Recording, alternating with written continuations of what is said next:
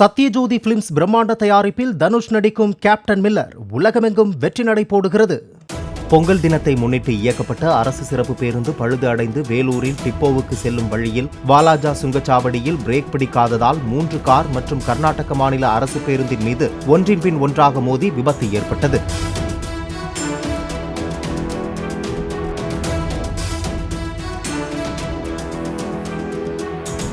பேருந்தில் பயணிகள் யாரும் இல்லாததால் பாதிப்பு இல்லை. 2 பேருக்கு காயம் ஏற்பட்டு சிகிச்சை பெற்றனர்.